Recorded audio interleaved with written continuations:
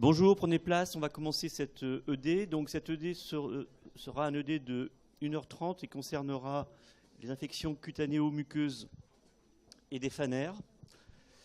Et suite à cette ED d'1h30, vous aurez le contrôle continu, qui durera donc une demi-heure avant d'enchaîner sur le cours qui suivra. Après, il y a un cours à 16h, ouais. Ok. Donc on commence classiquement toujours les cours par vous donner les objectifs qui correspondent aux objectifs de l'ECN. Et donc nous avons trouvé donc l'objectif numéro 152, infection cutanéo-muqueuse et des phanères, bactériennes et mycosiques de l'adulte et de l'enfant, en sachant qu'on traitera aujourd'hui que les infections bactériennes, puisque les infections mycosiques seront vues où vous les avez vues en mycoparasitologie. Donc voici donc les différentes items à connaître dans cet objectif numéro 152. Et le référentiel est un référentiel classique, à la fois le PILI et le CNPILI 2018. Alors sur le plan microbiologique, ce qu'on vous demande de connaître, ce sont d'une part les causes bactériennes les plus fréquentes des infections de la peau et des tissus mous, d'autre part la distinction entre staphylocoque doré et staphylocoque commensaux, la différence entre les streptocoques pathogènes et les streptocoques commensaux.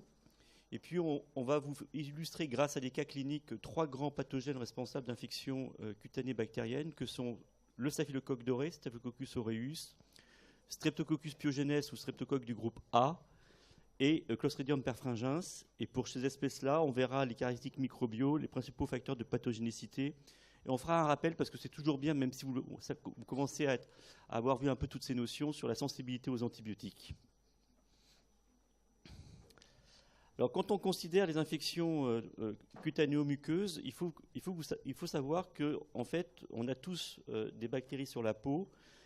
Et ces bactéries sur la peau qui font partie de ce qu'on appelle la flore commensale sont très importants puisque ça joue un rôle de barrière qui s'oppose justement à l'entrée d'agents pathogènes comme les staphylocoques dorés ou les streptocoques. Donc c'est très important cette flore cutanée que nous avons tous dans cet amphithéâtre. Et à chaque fois qu'il va y avoir justement rupture de cette barrière, donc le traumatisme, une effraction, une ulcération chronique, eh bien tout ceci va favoriser les infections cutanées et ou cutanéo-muqueuses. Donc en fonction de la nature de la porte d'entrée, est-ce que c'est une piqûre, un traumatisme, est-ce que c'est acquis sur la voie publique par exemple, on va avoir des présentations différentes, des germes différents, et également en dehors de la porte d'entrée. Le rôle du patient est tout à fait important. Est-ce que ça survient sur un patient immunodéprimé ou pas, donc le terrain sous-jacent? Et est-ce que cette infection cutanéo-muqueuse est acquise en ville ou est-ce qu'elle est acquise à l'hôpital, puisque les germes ne sont pas forcément, comme vous le savez, les mêmes en pathologie communautaire, en pathologie nosocomiale. Donc encore une fois, on va insister beaucoup. Il y a quand même 2 grands pathogènes qu'il faut que vous connaissiez, responsables d'infections cutanéo-muqueuses. Ce sont d'une part le staphylocoque doré, Staphylococcus aureus, et d'autre part streptocoque du groupe A, Streptococcus pyogenes. Alors, d'une manière un peu spécifique, il y a aussi d'autres maladies qu'on ne va pas aborder, puisque je pense que vous avez un cours spécifique là-dessus, que sont des infections qui sont transmises par des morsures, par des griffures, de ce qu'on appelle les maladies d'inoculation. Et là, bien entendu, on va avoir des bactéries qui peuvent être différentes du staphylocoque doré ou du streptocoque du groupe A. Et je pense, après une morsure ou une griffure, au rôle des passerelles qui sont transmis par les chats ou par les chiens. Quand c'est faisable, c'est toujours important d'avoir un prélèvement microbiologique, en particulier si le patient est à l'hôpital ou vient à l'hôpital, mais pour ceux et celles qui feront de la médecine de ville, la médecine générale, très souvent on n'a pas recours à ces prélèvements microbiologiques. Et donc vous allez voir que la clinique est tout à fait importante quand on parle d'infection cutanée. Alors il y a 2 grands types de lésions, et c'est ça qu'on va voir au fur et à mesure de cette ED. On a d'une part des lésions qui sont superficielles et d'autre part des lésions qui sont profondes.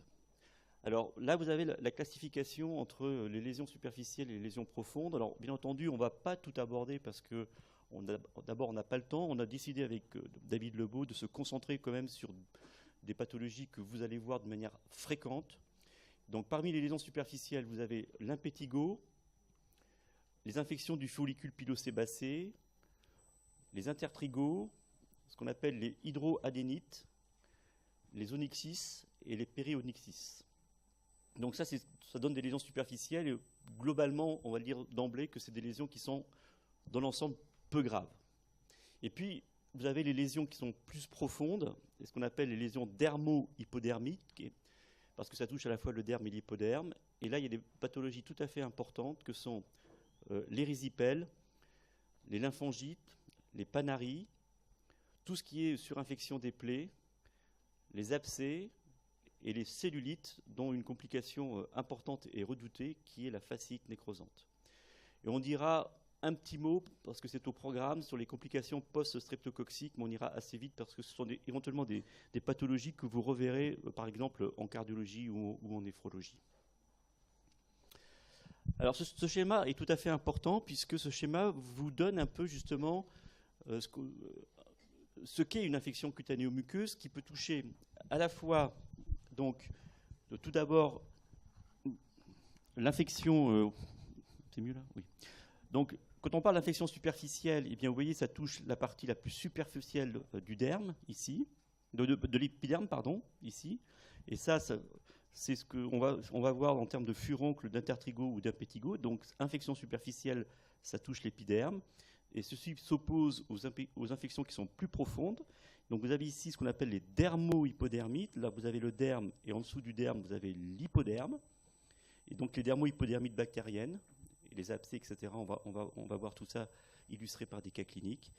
Et puis ensuite, quand ça va encore plus profond, vous avez une atteinte du fascia, d'où le nom de fasciite, et qui peut s'accompagner d'une atteinte des muscles. Et donc cette fasciite, ça définit ce qu'on appelle la dermo-hypodermie nécrosante. Donc ce schéma est tout à fait important parce que ça vous situe les différents types d'atteintes que l'on peut avoir, superficielles, les profondes, et dans les profondes, les dermo-hypodermites et les dermo-hypodermites nécrosantes.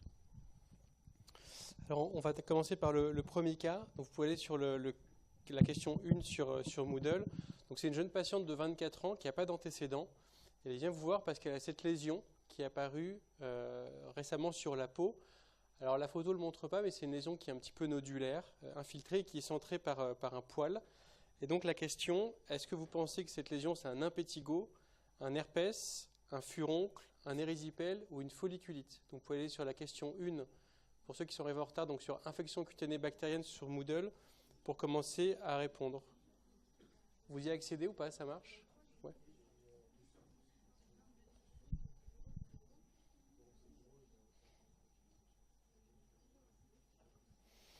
Donc là, pour l'instant, on a 15 qui ont voté, 19. En sachant qu'on fait apparaître les réponses des autres continuent de se ranger. Donc on n'est pas obligé d'attendre que le maximum ait répondu. Alors là, ils sont entre 70 et 80. En général, j'attends qu'ils soient une trentaine pour avoir répondu, pour avoir réfléchi les réponses, pas trop influencer les réponses d'autres. Ouais. Vous avez le droit de tenter plusieurs réponses. Hein. Si vous avez des doutes, on va débriefer après.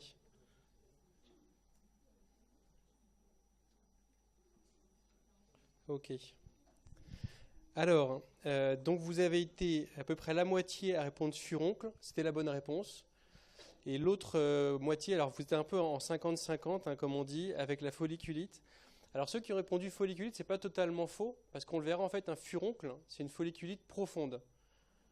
Et donc, ce n'était pas une aberration de dire folliculite. Vous verrez les photos de la folliculite superficielle que tout le monde a eu dans cette amphi, je pense, une fois dans sa vie, qui fait, vous verrez un petit érythème centré par un poil qui est vraiment superficiel. Alors que le furoncle, la photo l'illustre un petit peu, mais c'est vraiment quelque chose de profond, de nodulaire. Et on sent bien quand on le palpe l'induration qu'il n'y a pas quand on parle d'une folliculite superficielle. Alors, aucun répond à pétigo, c'est très bien. On verra quelques photos à la fin. C'est une infection qui est plus étendue, qui a tendance à être érythémateuse et érosive. L'herpès, effectivement, non plus, parce qu'il y a cet aspect souvent en bouquet avec des ulcérations arrondies, des érosions. Et l'érysipèle non plus, c'est des placards érythémateux rouges et chauds qu'on verra après, donc très bien. Donc on attendait effectivement le diagnostic de furoncle, en sachant que la définition du furoncle, c'est une folliculite. Et ce qu'il faut que vous reteniez comme message important, c'est que dans l'immense majorité des cas, sauf exception, mais il faut associer le furoncle à Staph aureus. Et ça va être important, parce qu'après, quand on va réfléchir en termes de portage, en termes de mesures d'hygiène, ça va vraiment être le Staph aureus qu'on va pister. Donc au début, ça commence par une folliculite et l'évolution peut se faire vers la nécrose. Et on verra que ça peut avoir une implication sur le plan thérapeutique. Et puis les patients racontent bien, il y en a qui essayent de le triturer et des fois ça peut émettre du pus. Et le message, c'est que le fait de le triturer va aggraver dans tous les cas la lésion. Localement, ça peut favoriser un abcès. Et parfois, on le verra, il y a des rares cas de complications systémiques. Et ça fera partie de la question suivante. Et donc, c'est un peu ce que je vous disais tout à l'heure. Il y a la folliculite superficielle qui est la photo de gauche. Et le message, c'est que la folliculite, comme c'est le follicule pileux, c'est centré par un poil. Donc ça, c'est vraiment important que vous regardiez bien par quoi est centrée la lésion cutanée du patient. S'il n'y a pas de poil au centre, il y a un problème. Ce n'est pas une folliculite. Et là, on voit bien qu'elle est superficielle, dans le sens où la partie purulente et inflammatoire est vraiment à la superficie de l'épiderme. Et alors, on estime que le plus souvent, c'est des staphylocoques à coagulase négative, comme le staph epidermidis, qui sont responsables de ces infections, qui dans la majorité des cas guérissent toutes seules avec un peu de renforcement de l'hygiène. Là où ça peut être plus problématique, c'est ces folliculites profondes, causées encore une fois par staph doré. Et dans ce cas, l'atteinte est plus profonde sur le plan anatomique. C'est nodulaire, et ça c'est vraiment important quand vous aurez, vous, des petites folliculites. Quand vous verrez des patients avec des furoncles, vous verrez bien que c'est nodulaire et plus profond. C'est rouge, c'est douloureux, c'est centré par un poil parce que c'est de base une folliculite. Et puis il y a une forme un peu caractéristique chez l'homme au niveau de la barbe qu'on appelle le psychosis, qui peut être favorisé par les manœuvres de rasage. Alors deuxième question, cette infection est due à une bactérie dont voici l'examen direct après coloration de Gram. Comment est-ce que vous la décririez? C'est la question numéro 2. Contrôle tab. Oui, en fait ça permet de... Avant on avait fait un truc avec un lien hypertexte, en fait ça foirait souvent parce que le truc Moodle se déconnectait spontanément en fait. Donc on vous a mis tous les choix comme d'habitude. C'est important de vous entraîner parce qu'il est possible qu'à l'examen vous ayez des photos de Gram. On estime que vous en avez vu suffisamment pendant vos cours pour qu'on puisse vous interroger sur un Gram. Évidemment, ce sera des choses simples, ce ne sera jamais un Gram compliqué. Mais c'est important que vous ayez en tête vraiment les grands messages des colorations de Gram.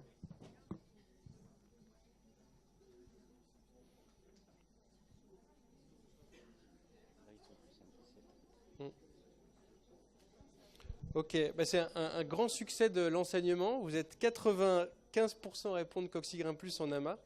Donc bravo, il y a sans doute un peu des provocateurs. C'est toujours important qu'il y ait des provocateurs pour des réponses négatives sur lesquelles on peut débriefer. Bacillogramme positif et bacillogramme négatif. Donc les grammes, ça peut être très compliqué en routine, mais si vous en avez un à l'examen, que ce soit l'UE14 ou à l'ECN, ce sera forcément un truc simple. Donc partez pas sur un truc compliqué. Là en gros, c'est des boules. Quand on regarde les photos, c'est ces images arrondies, ici rondes. Donc c'est un cocci. Et puis ensuite, avec la coloration de Gram, en gros, soit vous aurez quelque chose de rose et ce sera du Gram négatif, soit quelque chose de violet ou bleuté et ce sera du Gram positif. Et puis l'autre élément qu'on vous demandera, encore une fois, dans la routine, parfois c'est dur, mais dans les examens, on fera des choses simples. Est-ce que c'est en amas, en grappe de raisin, et c'est l'image qu'on voit là, tous ces coccis sont rassemblés sous forme d'amas, ou est-ce que c'est sous forme de diplocoque ou de chaînette? On ne vous montrera jamais un Gram foireux où il y a un peu de Gram, un peu d'amas, un peu de chaînette. Ce sera soit des longues chaînettes, soit des amas, pour qu'on soit effectivement soit dans le Coccigram plus en amas, soit dans le Coccigram plus en chaînette. Donc c'est effectivement des Coccigram plus groupés en amas. Donc un petit rappel sur Staphylococcus aureus, donc le staph doré. Donc c'est, comme vient de le dire David, un coccigramme positif en tétrade ou en amas. Et honnêtement, c'est une bactérie qu'il est très facile de cultiver au laboratoire. Ça cultive vraiment sur des milieux complètement ordinaires. Alors, Staph aureus, par définition, c'est l'espèce pathogène. Il possède de nombreux facteurs de pathogénicité qu'on va voir.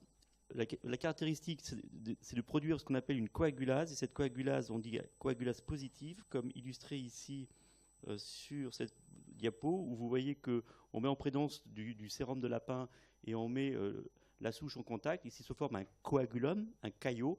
Eh bien, quand vous retournez le tube, le caillot adhère au tube. Ça veut dire que la souche, elle produit une coagulase, d'où coagulase positive, à l'inverse d'une souche qui n'en produit pas. Ici, si on retourne, c'est liquide. La coagulase, elle est négative. Voilà ce qu'on fait au laboratoire en routine pour ce caractère de production de cette coagulase. Alors, Staph aureus, ça l'oppose aux autres staphylocoques. On dit à coagulase négative, qui sont, eux, des commensaux de la peau. On est tous porteurs dans cette amphi de staphylocoque à coagulase négative. Encore une fois, c'est un rôle de barrière.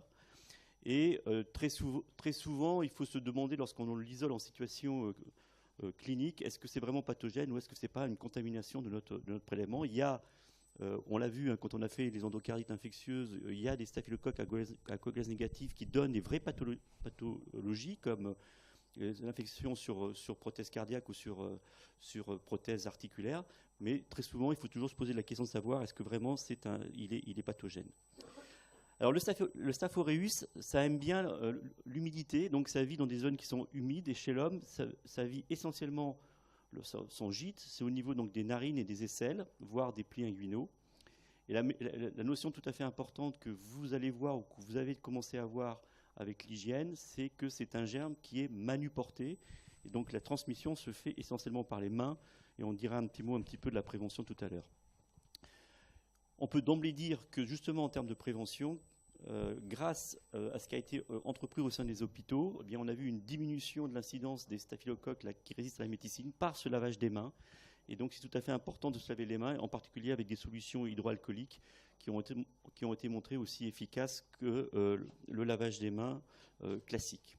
Donc lavage des mains avant et après tout contact avec un malade, et ça c'est ce qu'on vous enseigne ou que vous allez voir quand vous allez être externe dans les services. Vraiment, le lavage des mains, c'est plus, et c'est hyper fondamental.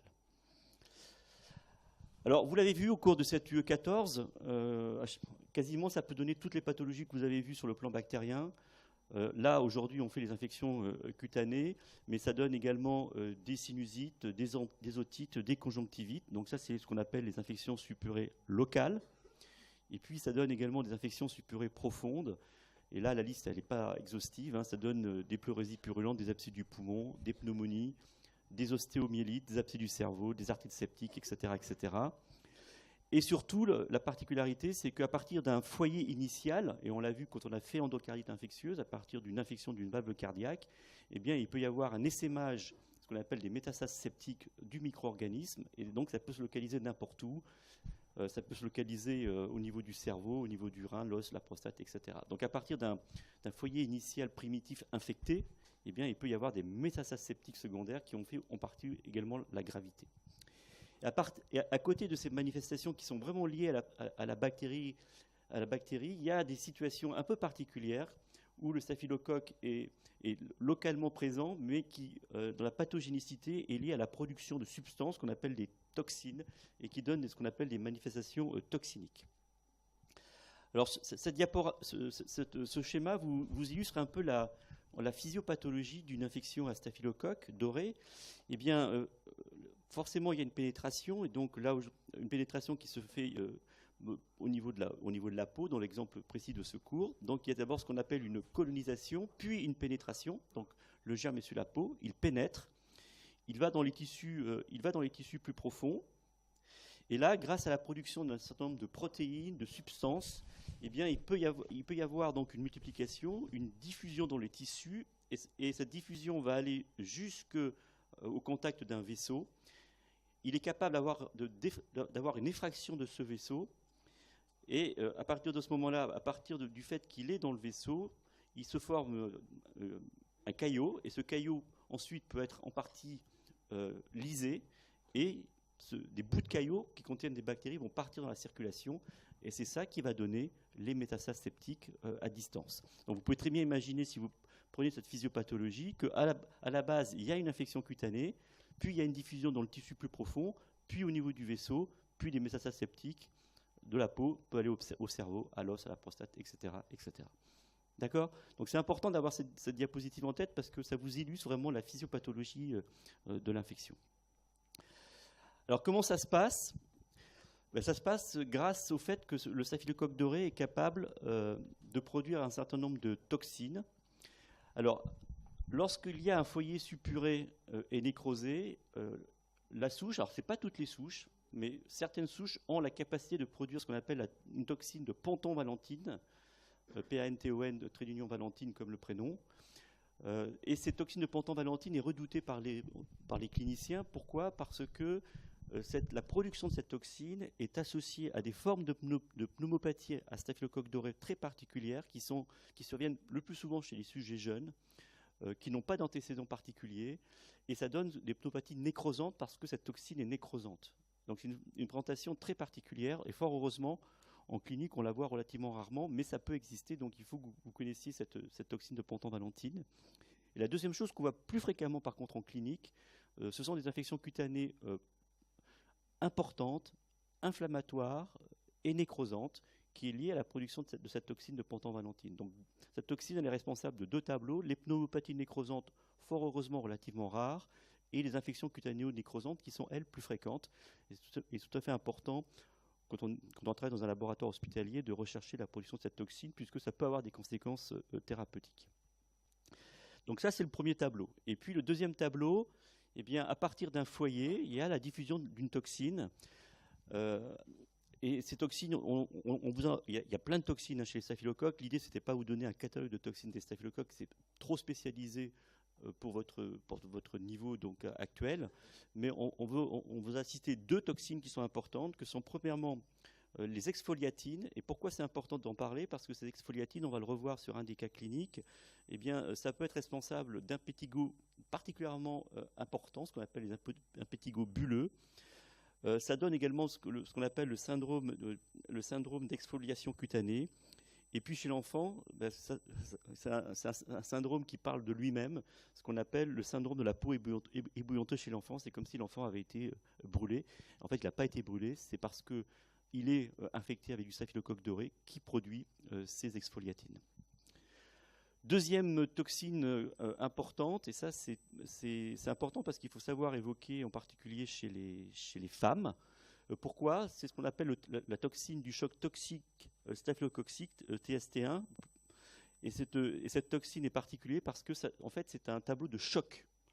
Le patient, ou plus souvent la patiente, arrive dans un tableau de choc sans qu'il y ait de signes cliniques patents d'infection staphylococcique. Et ça, c'est éventuellement ce que l'on voit sur les jeunes filles ou les femmes qui portent des tampons.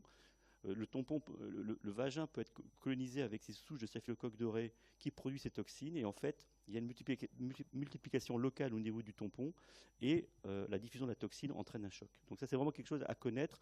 Une jeune femme qui vient aux urgences, qui n'a pas d'antécédent particulier et qui est en état de choc, l'une des questions qu'il faut lui poser, c'est: est-ce que vous avez un tampon? Et aller regarder si effectivement il ne se passe pas quelque chose de ce côté-là. Le deuxième tableau, c'est un tableau d'érythème scarlatiniforme lié à cette toxine de choc toxique. Et le troisième tableau toxinogène, et ça c'est quelque chose d'important, en particulier dans le monde de la cuisine, dans le monde de la restauration, dans le monde de la cantine scolaire, la cantine hospitalière, la collectivité, c'est l'injection d'une entérotoxine. Certaines souches de staphylocoque peuvent produire une entérotoxine, et si vous ingérez un aliment qui est contaminé avec cette toxine, eh bien, il va y avoir ce qu'on appelle une intoxication alimentaire, et donc sous forme de vomissements, de nausées, le plus souvent non fébriles, mais c'est lié au fait que l'aliment est contaminé avec du staphylocoque qui contient cette entérotoxine. Donc voilà, c'est quand même important que vous ayez ça en tête en termes de production de toxines de différentes sortes. Alors, on retourne avec Elisa. Donc, vous la voyez toujours en consultation. Vous avez conclu un furoncle. Et donc, comme d'habitude, vous commencez à le comprendre dans l'infectiologie. La question qu'on se pose toujours avant de commencer à réfléchir et de parler aux patients, c'est quelles complications est-ce que je recherche? Et donc, chez Elisa, quelles complications est-ce que vous allez rechercher? La localisation, la chronicité, le fait qu'il y ait un conglomérat de plusieurs furoncles qu'on appelle anthrax, le fait que la furonculose soit extensive, ou le fait qu'il y ait une bactérémie à Staph doré, c'est la question numéro 3.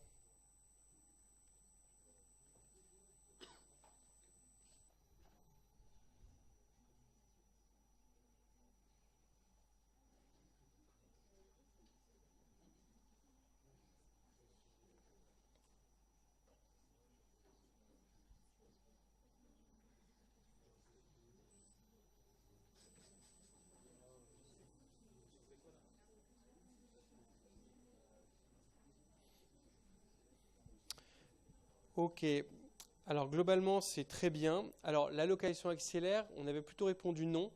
En gros, vous le verrez, ce qu'il faut vraiment craindre dans le furoncle, c'est la localisation faciale. Parce que c'est vraiment elle qui peut se compliquer d'une atteinte qui est redoutable et redoutée, qui est la staphylococcie maligne de la face. Alors que les autres localisations peuvent être plus ou moins douloureuses, plus ou moins gênantes, mais elles ne vont pas être associées à des formes graves qui mettront la vie de la patiente en danger. Donc la localisation axillaire, c'était non. Par contre, toutes les autres sont oui. Le fait que ce soit chronique va être considéré comme un élément de complication, parce que c'est là où on risque d'avoir à la fois des risques de transmission aux autres personnes de l'entourage et à la fois un retentissement sur la vie quotidienne des patients. Le fait d'avoir un conglomérat, l'anthrax également, est un signe de gravité, de complications, dans la mesure où les traitements par l'hygiène simple peuvent être insuffisants. Le fait que le patient soit immunodéprimé et que les furoncles s'étendent sur le plan anatomique, ça pourra donner l'équivalent finalement d'une dermo-hypodermite centrée par le furoncle. Chez les patients immunodéprimés, c'est aussi un élément grave. Et puis évidemment, la 90%, c'est vraiment très bien. C'est un grand classique de cette bactérémie à staph doré chez quelqu'un qui s'est acharné, pensant que c'était un bête point noir, un bête point blanc, s'est acharné à extraire le contenu du furoncle et se retrouve le lendemain matin avec un érythème, 42 fièvres et des hémocultures à staph aureus. Donc la bactérémie à staph doré, c'est évidemment très important d'y penser. Donc tout était bon. Ouais. À la pyrétique. Non, absolument pas. C'est une très bonne question. En gros, tu vas commencer à réfléchir à la bactérémie si elle te raconte une succession d'événements qui te le fait craindre. Je manipule mon furoncle, j'ai eu de la fièvre, des frissons, j'ai encore de la fièvre. Si elle vient juste avec son furoncle, qu'elle n'a pas de comorbidité, que c'est une atteinte extrafaciale, il y a, tu as raison, aucune indication à faire des hémocultures. Ça, c'est effectivement un message très important. Donc les complications, on l'a vu, la localisation au niveau de la face, le fait que ça passe à la chronicité, on va rentrer dans des grandes difficultés thérapeutiques, le fait qu'il y ait une extension anatomique, alors ça peut être localement sous forme de dermohypodermite, mais c'est aussi sous forme d'une adénopathie qui peut évoluer vers l'absédation, une adénite suppurée. Et puis on l'a vu, toutes les complications liées au furoncle lui-même, l'anthrax, ce conglomérat de furoncle, le fait que l'atteinte soit extensive et le fait que le patient soit bactériémique. Alors cette staphylococcie maligne de la face, c'est fondamental que vous la connaissiez.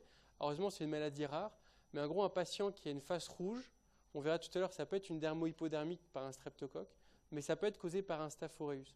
Et c'est important parce qu'on le verra juste après, le traitement évidemment ne va pas être le même. Donc surtout, quand vous voyez un patient qui a une grosse face rouge, demandez-lui toujours s'il n'y a pas eu juste avant une manipulation d'un furoncle ou une manipulation d'une folliculite. Ou l'autre coup classique aussi, ça peut être satellite d'un eczéma surinfecté au niveau de l'oreille, au niveau du lobe de l'oreille. Donc ça fait suite à une lésion cutanée, les traumatismes, les manipulations vont les favoriser.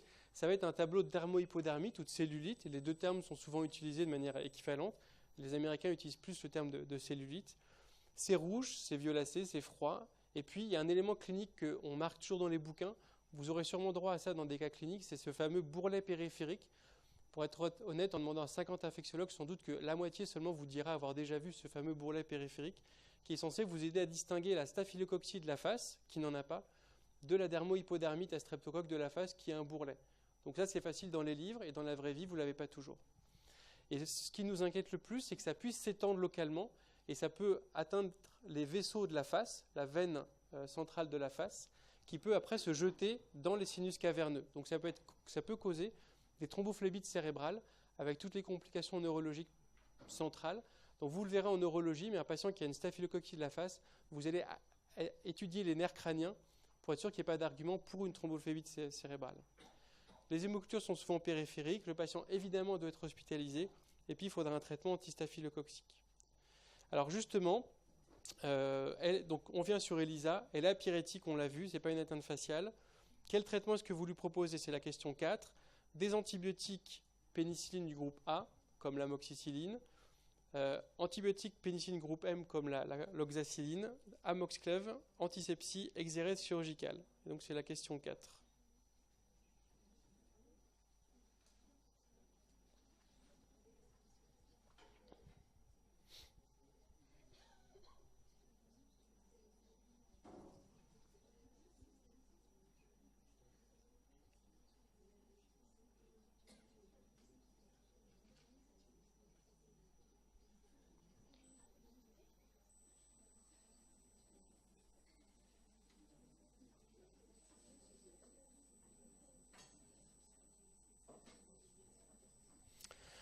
Ok.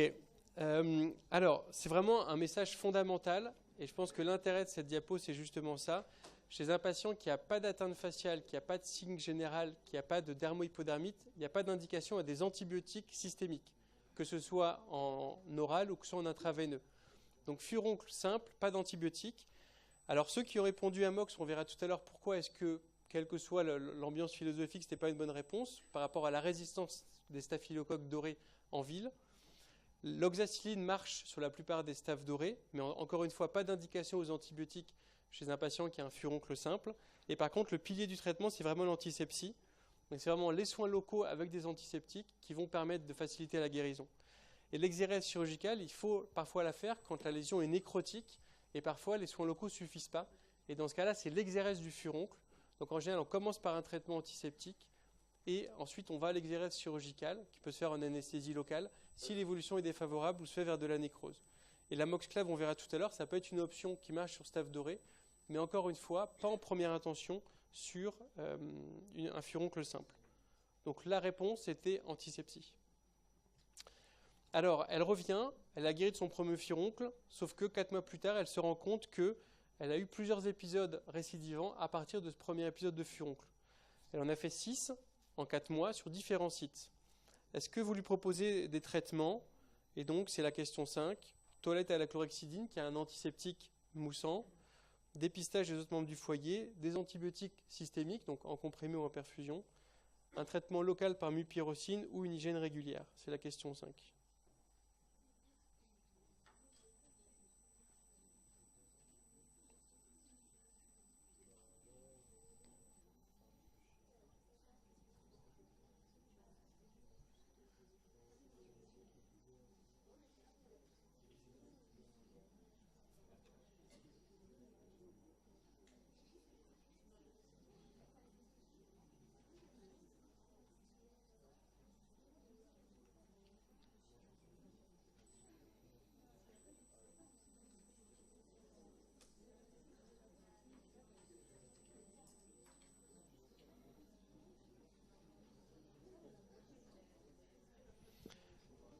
Ok. Alors, le point positif, c'est que vous êtes presque tous à dire hygiène. Alors, en gros, vous allez voir, en UE14, il n'y a pas beaucoup de situations où on vous dit pas d'hygiène, quoi. Donc ça, si vous avez une réponse, on vous dit quel est le traitement et dedans il y a hygiène. En gros, sauf le choc septique où dans les premières heures, l'hygiène ne change pas grand-chose. Il faudra toujours répondre hygiène. Donc ça, c'est pas très risqué comme prise de position. Mais en tout cas, c'est bien d'avoir coché parce que ça va être le pilier du traitement.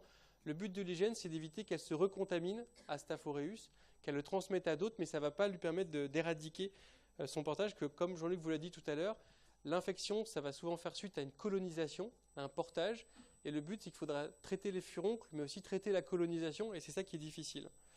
Alors vous avez été 2/3 à dire ces deux trucs-là, qui sont vraiment fondamentaux. Le fait de faire une toilette quotidienne avec une douche, avec un antiseptique moussant, la chlorhexidine, ça va être important pour traiter la colonisation au niveau par exemple des creux axillaires ou des plis inguinaux, les fameuses zones humides dont on parlait tout à l'heure, sans rentrer dans les détails. Ça, c'est fondamental. Mais l'autre truc, et là, c'est vraiment important, parce que là, il n'y a que 20% qui ont répondu vrai, la mupirocine, c'est le deuxième pilier du traitement. Parce qu'en gros, la toilette à la chlorhexidine, elle ne va pas du tout traiter la colonisation dans les narines des patients. Et donc là, il faudra utiliser une molécule qui reste localement à une très forte concentration, parce que c'est vraiment là qu'il y a le plus de staphylocoques, dans la partie antérieure de la narine, là où le simple fait de passer un coup de chlorhexidine ne va pas suffire pour dégager les staphylocoques. Donc, outre l'hygiène, le fait de faire une toilette tous les jours avec de la chlorhexidine et le fait de mettre 2 fois par jour des pommades, c'est de la mupirocine, donc c'est un antibiotique, des pommades au niveau des narines pour venir traiter la colonisation au niveau nasal. Les antibiotiques systémiques, on a tendance à les faire pendant cette première phase de traitement parce qu'on sait qu'au niveau du furoncle, il y a quand même une grande densité de staphylocoques et que le coup classique, c'est qu'on traite la colonisation, ça marche, et 7 jours après, le furoncle explose, libérant plein de staphylocoques à la surface de la peau, ce qui va favoriser à nouveau la recolonisation. Et puis, toujours, ça c'est vrai dans toutes les médecines, pensez à l'entourage des patients, parce que le patient ELISA peut vivre avec quelqu'un qui est porteur de staph doré et qui n'a pas de symptômes. En gros, dans la population, il y a 20% de la population qui est porteuse de staph doré, et parmi ces 20%, il n'y en a qu'une minorité qui fera des symptômes cliniques. Donc si son petit copain, si son père, sa mère ont du staphylocoque doré, ils vont être porteurs, pas forcément de symptômes, et lui transmettre. Donc il faudra dépister et traiter les membres de l'entourage d'ELISA si on veut avoir une chance d'éradiquer son portage.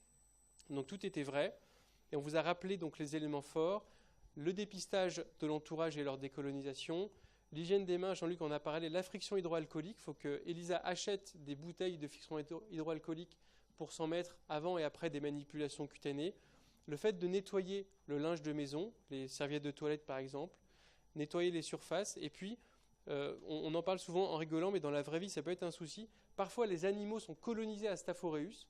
Vous avez beau avoir tout fait, Elisa est obsessionnelle, elle a éradiqué le portage chez tous les membres humains de son foyer, elle a tout nettoyé, elle a 35 chiens, ils sont tous colonisés à Staph doré, elle leur fait des câlins, et ça peut être une source de recontamination et de recolonisation. Donc si ça revient et que le patient semble avoir tout fait, pensez aux animaux.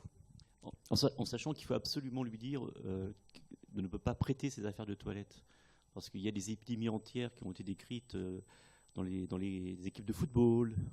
En fait, ils prennent la douche et puis il y en a un qui a oublié sa serviette, il prend la serviette du copain, qui passe la serviette du copain et les gens se colonisent comme ça.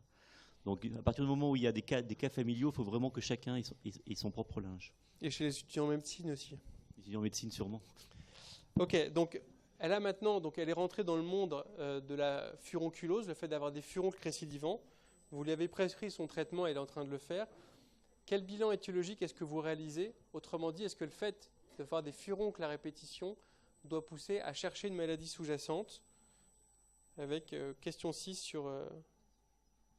sur Moodle.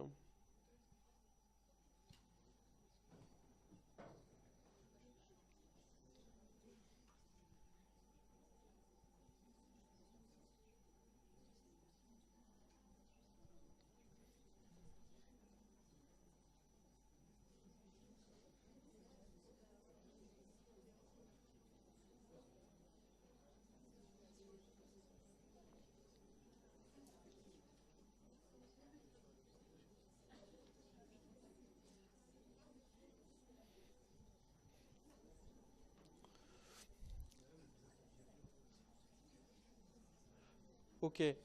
Alors ça, c'est vraiment une question hyper importante, parce que ça, c'est du quotidien en médecine de ville. Quoi que vous fassiez dans votre vie, vous verrez des patients avec des furoncles. Et si vous êtes à l'hôpital, vous aurez droit au furoncle de l'aide-soignante ou de l'infirmière qui viendra vous demander conseil. Et c'est vraiment important. Un furoncle isolé, c'est banal, quotidien. On ne va pas commencer ni à faire des émocs, ni à faire un bilan. Mais le fait d'avoir des furoncles récidivants, c'est vraiment important de chercher certaines maladies. Et donc, un message fort, ça peut être révélateur d'un diabète. Donc, il faudra chercher le diabète avec une glycémie à jeun. Vous avez pensé au VIH, c'est très bien. Là aussi, en infectiologie, en gros, on vous demandera toujours de faire des sérologies VIH aux patients. Donc, il n'y a pas beaucoup de maladies pour lesquelles il ne faudra pas chercher un VIH sous-jacent. Mais c'est bien d'y avoir pensé. La NFS, oui, parce que chez certains patients âgés, la furonculose peut révéler des déficits immunitaires avec des cytopénies. La recherche de portage de Staph doré, c'est vraiment important. Ça veut dire que vous avez compris que cette infection cutanée superficielle témoignait d'une colonisation. Et puis, dans de rares cas, ça peut être également révélateur d'un déficit humoral avec un déficit de production d'immunoglobuline. Donc là encore, tout était bon. Alors la question numéro 7, qui va permettre de rectifier les réponses sur la question précédente, les deux diapositives au préalable. Quels antibiotiques ont une activité sur les Staphylococcus aureus sensibles à la méticilline et producteurs de pénicillinase? Donc c'est la question 7.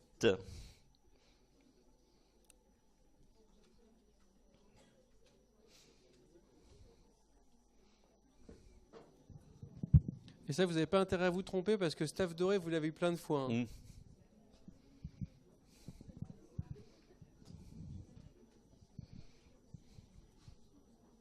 Allez, votez, votez.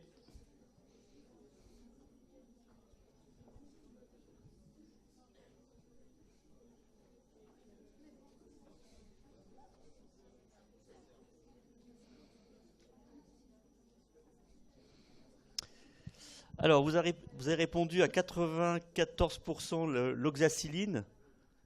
Oui, par définition. L'intitulé, c'était sensible à la méticilline, donc sensible à l'oxacilline et la cloxacilline. Il y a eu 2% qui ont répondu à amoxicilline. Je pense que c'est le ou les mêmes personnes qui avaient répondu à amoxicilline à la question précédente. 90% des souches de Staphylococcus aureus de ville produisent une pénicillinase, comme était marqué l'intitulé. Et lorsqu'une bactérie produit une pénicillinase, ça détruit la pénicilline, c'est une enzyme qui va détruire la pénicilline, qui va détruire également l'amoxicilline. Donc, lorsqu'une souche produit une pénicillinase, l'amoxicilline est résistante. Donc vous ne devez pas, en traitement probabiliste d'une infection à Staphylococcus aureus, mettre de l'amoxicilline comme antibiotique. amoxicilline acide clavulanique, effectivement, c'est une bonne réponse, puisque l'amoxicilline acide clavulanique, le clavulanate, c'est un inhibiteur de la pénicillinase. Donc le fait d'associer l'amoxicilline avec l'inhibiteur restaure l'activité de l'amoxicilline. Quatrième, vous êtes 43% à avoir répondu vancomycine. C'est quand même énorme, 83%. Pourquoi? Certes, une souche de staphylocoque doré sensible à la méticilline va être sensible aux glycopeptides, mais ce n'est pas le traitement de référence. La vancomycine, les glycopeptides... De quoi? La question, c'était des molécules qui avaient une activité. Ah, une activité, pardon. Je crois que c'était la thérapeutique. Donc vous avez raison. Donc ça a une activité. Bravo les 83%. Donc une activité, certes, mais voilà, ce qui me permet de dire que, que le traitement d'une infection à staphylocoque doré sensible à la méticilline, ce n'est pas la vancomycine. Ok, mais effectivement, les souches de staphylocoque doré sensibles à la méticilline sont sensibles aux glycopeptides. Et les 8,2% de pénicilline G, la réponse est non. Car production d'une pénicillinase égale pénicilline résistant, amoxicilline résistant. Donc les bonnes réponses, c'était A, C et D, en termes d'activité. Alors petit rappel, encore une fois, sur les staphylocoques et la sensibilité. Donc 90% des souches produisent une pénicillinase. La pénicilline du groupe M, c'est le traitement de référence. Et dans les hôpitaux, on estime, et fort heureusement ça baisse, on estime à 15 à 20% des souches qui sont résistantes à la méticilline. Et lorsqu'une souche est résistante à la méticilline, elle est résistante à l'ensemble, quasiment l'ensemble des bêta-lactamines. Retenez l'ensemble des bêta-lactamines, c'est beaucoup plus simple. Alors, il y a des résistances également à d'autres familles d'antibiotiques. Ça peut être résistant aux aminosides, sauf le plus souvent la gentamicine. Donc la gentamicine, c'est l'aminoside, si vous voulez mettre un aminoside pour traiter une infection grave à staphylocoque, c'est la gentamicine qu'il faut mettre. 90 à 95% des souches sont sensibles à la gentamicine. Par contre, il y a effectivement des souches qui sont résistantes au fluoroquinolone. Il y a à peu près 5 à 10% des souches en ville qui sont résistantes au fluoroquinolone. Et vous avez quasiment 15 à 20% des souches hospitalières qui sont résistantes au fluoroquinolone. Retenez que lorsqu'une souche est SARM, donc résistante à la méticilline, elle est le plus souvent également résistante au fluoroquinolone. D'accord? Et les souches sont sensibles au traitement de référence pour les infections à SARM, que sont les glycopeptides. Alors, juste une petite précision, c'est vrai qu'on a vécu longtemps avec le dogme de dire les souches de Staph aureus résistantes à la méticilline, on ne les voit qu'à l'hôpital. On a vécu ça dans les années 80-90. Et puis sont apparus ce qu'on appelle des SARM communautaires, qui sont en France relativement rares. Il faut juste savoir qu'il y a des souches de staphylocoque résistants à la méticilline qui circulent en France d'origine communautaire chez les patients qui n'ont jamais mis les pieds à l'hôpital. Bon, retenez-vous à votre stade que les SARM, ça reste encore en 2018 des souches que l'on voit à l'hôpital. Alors un mot sur la prévention, vous reverrez ça quand on vous parlera d'hygiène et d'infection nosocomiale. Donc on redit, pour les Staph aureus, c'est très important d'avoir une hygiène individuelle et l'utilisation des antisepsies. Donc lavage des mains, traitement des lésions cutanées, éviter les gestes invasifs non indispensables, donc tout ce qui est infiltration, intervention, piercing, etc., etc.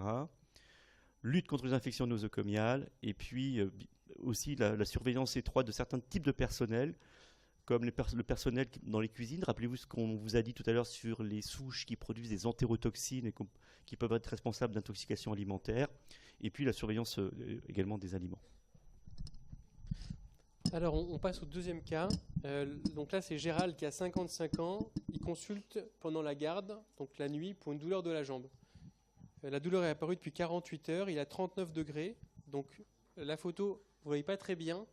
C'est en gros un érythème qui est sur toute la partie antérieure. Le PowerPoint est sur Moodle, donc si vous voulez regarder les photos après, elles sont un peu meilleure qualité quand elles sont sur écran.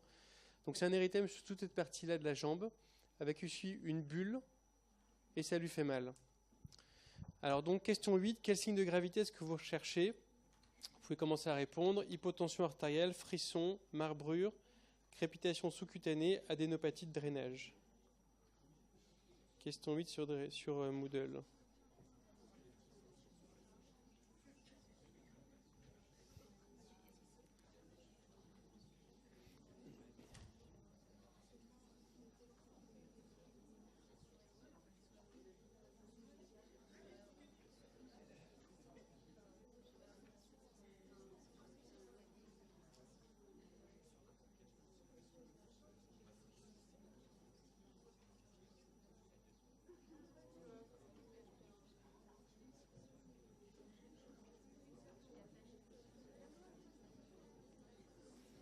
Ok.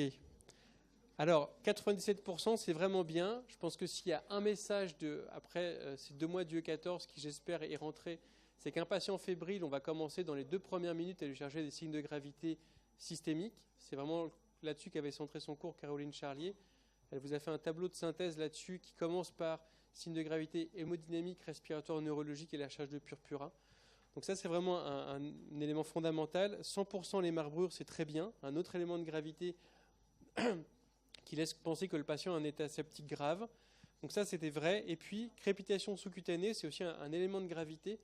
Ça va nous faire craindre que la dermohypodermite évolue vers la forme qu'on va voir tout à l'heure de fascite nécrosante, parce que va se produire localement à cause des anaérobies des bulles de gaz qu'on peut sentir avec une crépitation neigeuse sous-cutanée. Et par contre, les 2 autres choses qui ne sont pas des éléments de gravité, c'est important, le fait qu'un patient frissonne n'est pas un signe de gravité. Parmi vous, certains ont dû avoir la grippe dans leur vie. On frissonne pendant des nuits dans son lit à 42 fièvres et il n'y a pas de signe de gravité. Donc retenez bien que le frisson n'est pas un élément de gravité en soi. Et puis le fait d'avoir une adénopathie de drainage va être un signe en faveur d'une infection qui se draine dans le ganglion, n'est pas non plus un signe de gravité. Donc c'est vraiment important, on verra tout à l'heure, on va chercher des signes de gravité systémiques liés au sepsis, au choc septique, et des signes de gravité locale, avec les signes qui évoquent une fascite nécrosante. Donc c'était hypotension artérielle, marbrure et crépitation sous-cutanée. Donc votre patient, il n'a aucun de ces signes de gravité là, il est normotendu, il a moins de 120 de fréquence cardiaque, il n'est pas marbré. Quel diagnostic est-ce que vous évoquez? C'est la question 9. Phlébite, dermohypodermite bactérienne, fascite nécrosante, érythème chronique migrant et dermite ocre.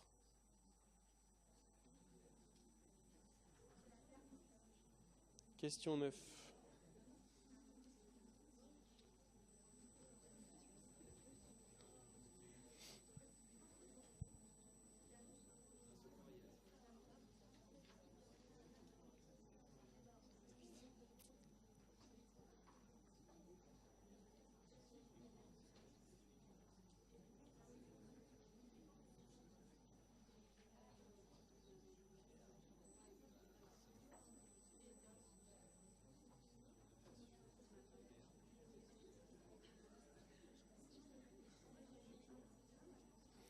Ok.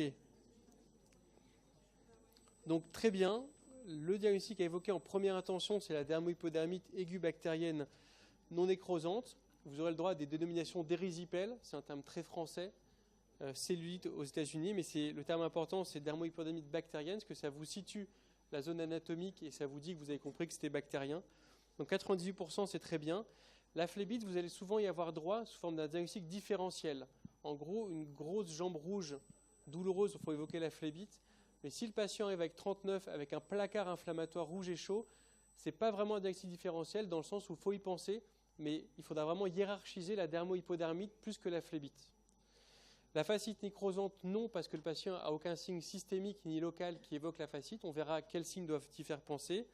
L'érythème chronique migrant, c'est sans doute les amoureux de la maladie de Lyme. Cet érythème qui apparaît suite à une morsure de tique.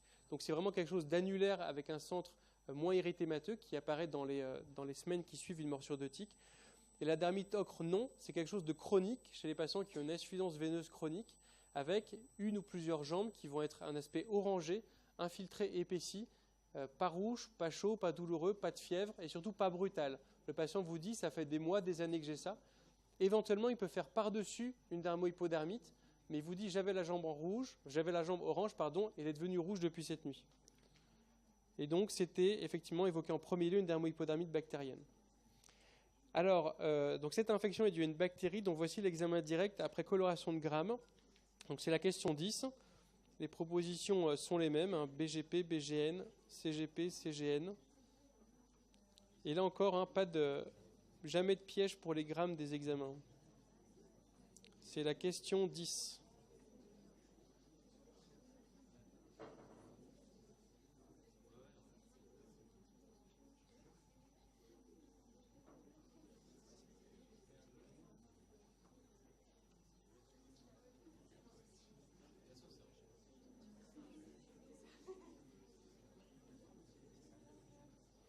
Ok, une sorte d'énorme succès pédagogique.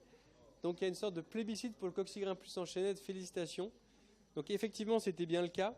En gros, là encore, on fait simple. C'est des boules, c'est rond, c'est des coccyes. La coloration, c'est plutôt violet que rose, donc c'est à gramme positif. Et si on regarde leur structure, ils sont effectivement groupés sous forme de chaînettes qu'on voit ici. Certains sont un peu en diplocoque. Et en gros, si on vous propose, c'est diplocoque et chaînettes. Il n'y a pas d'amas du tout. C'est bleu violacé, donc c'est un coccygramme plus en chaînette. Très bien.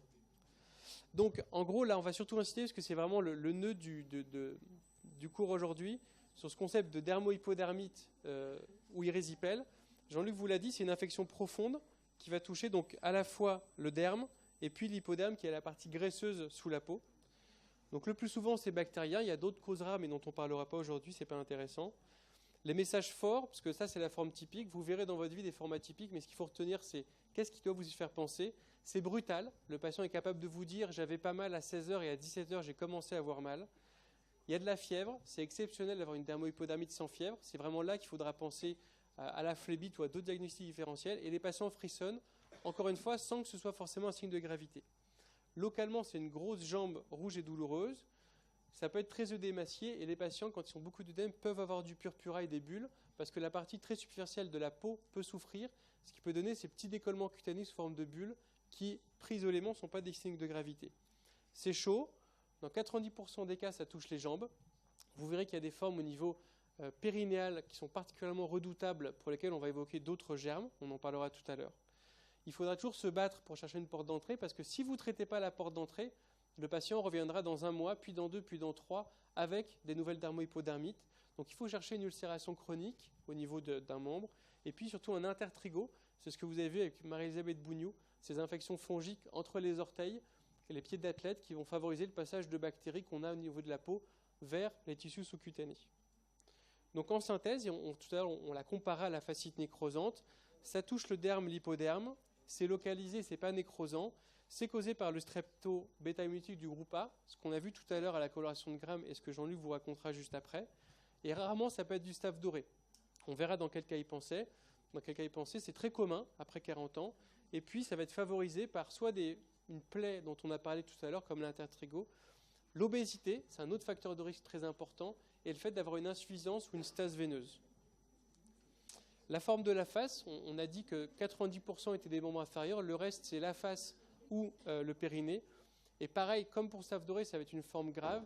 Et distinguer la dermohypodermite de la face d'une staphylococcie de la face, c'est extrêmement difficile. Et donc on va chercher ce fameux bourrelet périphérique, qu'on vous a marqué ici, bourrelet périphérique dans les résipèles, mais qui encore une fois est rarement présent. Donc distinguer les deux va être difficile.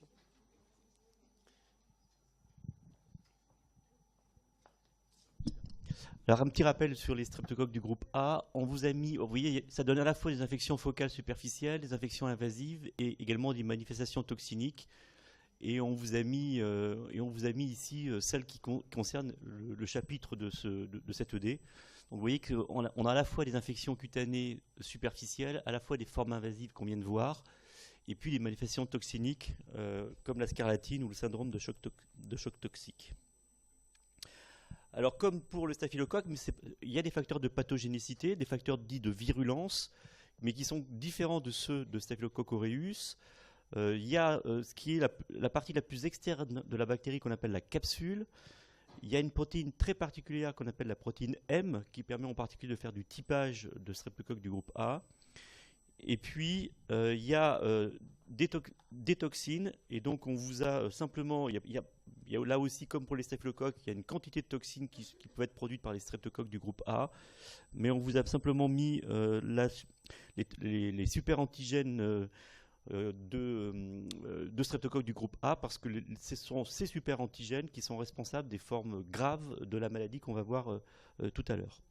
Et puis, il y a d'autres enzymes qui sont produites par les streptocoques du groupe A qui permet là aussi la dissémination du streptocoque du groupe A, que sont des streptolysines, d'autres protéines qui leur permettent donc d'envahir les tissus. Et on vous a cité simplement ici les streptolysines, ce qu'on appelle les ASLO, parce que ça fait partie des diagnostics des complications post-streptococciques, c'est le dosage des antistreptolysines. Alors, question 11, on vient sur Gérald qui a sa grosse jambe et pour laquelle vous pensez à une dermohypodermite. Quels examens vous allez lui prescrire? Je vous rappelle qu'il est 2 heures du matin. Un Doppler du membre inférieur, une NFS, un écouvillon cutané pour une recherche bactériologique, des hémocultures et une IRM de la jambe. C'est la question 11.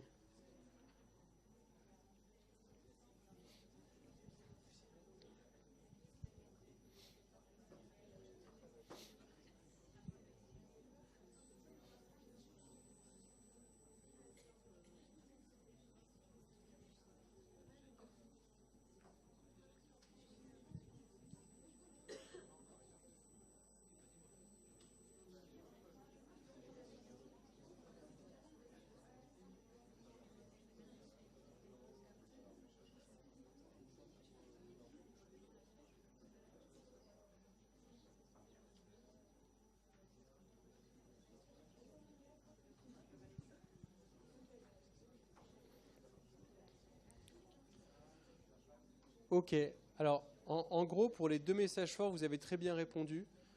Sur le plan du bilan biologique, les 2 seules choses qui vont être vraiment importantes, ça va être les hémocultures, en gardant en tête qu'elles sont très rarement positives. Dans les dermohypodermites à strepto, en gros, on a 10% maximum de sensibilité des hémocs. C'est-à-dire qu'il faut les faire, ce qui permettra de prouver le diagnostic. Mais par contre, il faut garder en tête qu'il ne faut pas s'attendre sur le plan statistique à avoir une hémoculture positive. La NFS va être importante surtout pour chercher des critères de gravité. Vous allez l'apprendre, il y a le fait d'avoir une leucopénie qui peut être un critère de gravité. Donc on s'en servira surtout pour ça. Le fait que le patient ait une hyperleucocytose ne va pas changer vraiment le diagnostic puisqu'il est surtout clinique. Ça va plutôt être la recherche d'un critère de gravité. Et là, par contre, il y a 2 messages très importants. Il n'y a pas d'indication à faire systématiquement un Doppler veineux au patient. Le patient va être alité, il est fébrile, parfois il est obèse. Il a risque de faire une phlébite pendant son hospitalisation. Donc il faudra sûrement lui mettre un traitement préventif.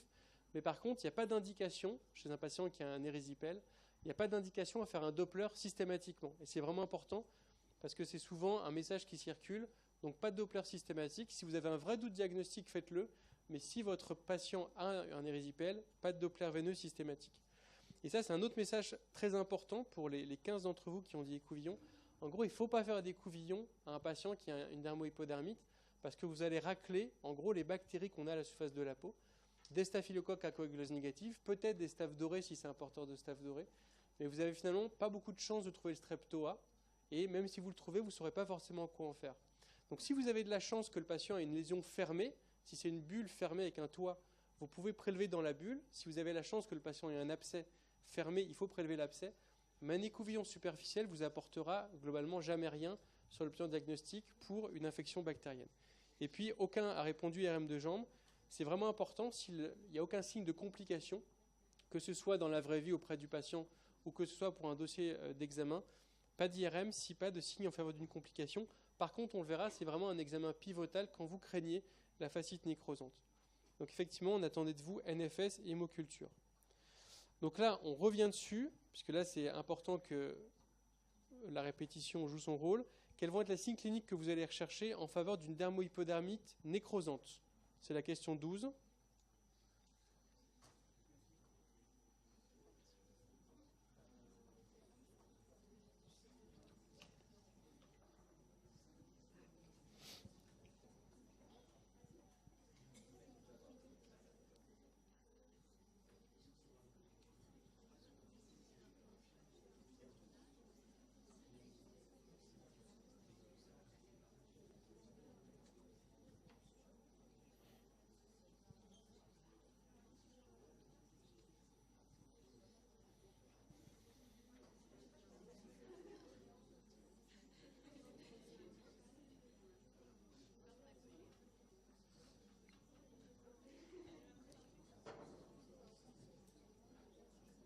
Ok, globalement c'est très bien.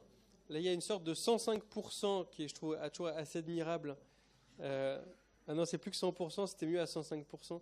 Pour les signes de gravité, effectivement une dermohypodermite en choc, il faudra toujours se demander est-ce que ce patient a une fascite nécrosante et donc est-ce que je dois l'amener au bloc. Effectivement, étymologiquement, nécrosant vient de nécrose, donc bien joué aux 49 qui font ce lien étymologique fort. Donc la nécrose, effectivement, s'il y a une grosse machin noire, effectivement, tout le monde se dirait que la nécrose, très bien.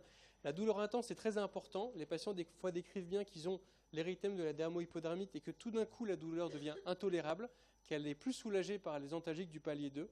Et l'inverse est vrai, on ne vous l'a pas mis, mais l'hypoesthésie est un signe de dermohypodermite nécrosante. Donc un patient, quand vous lui palpez la zone, s'il y a une zone qui ne sent plus, c'est un signe de nécrose. Et puis la crépitation aussi, on l'a vu tout à l'heure, le fait que ça crépite suggère qu'on évolue vers la nécrose avec la multiplication d'autres bactéries que le streptoa, dont des bactéries anaérobies. Donc très bien. Et les vésicules plutonons, on l'a vu sur la photo de Gérald, je ne sais pas si vous avez vu, mais Gérald avait une sorte de zone de bulle. Le fait qu'il y ait une souffrance superficielle peut provoquer un décollement de l'épiderme sans forcément que ce soit un signe de fascite nécrosante. Donc quand ça crépite, quand c'est une douleur qui augmente brutalement, qui est plus soulagée, ou l'hypoesthésie, la nécrose et les signes systémiques, c'est effectivement évocateur dermohypodermite nécrosante.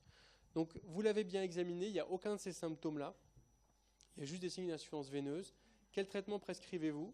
C'est la question 13. Amox, acide clavulanique, pénième, Amox, ceftriaxone et ciprofloxacine. C'est la question 13. La 13.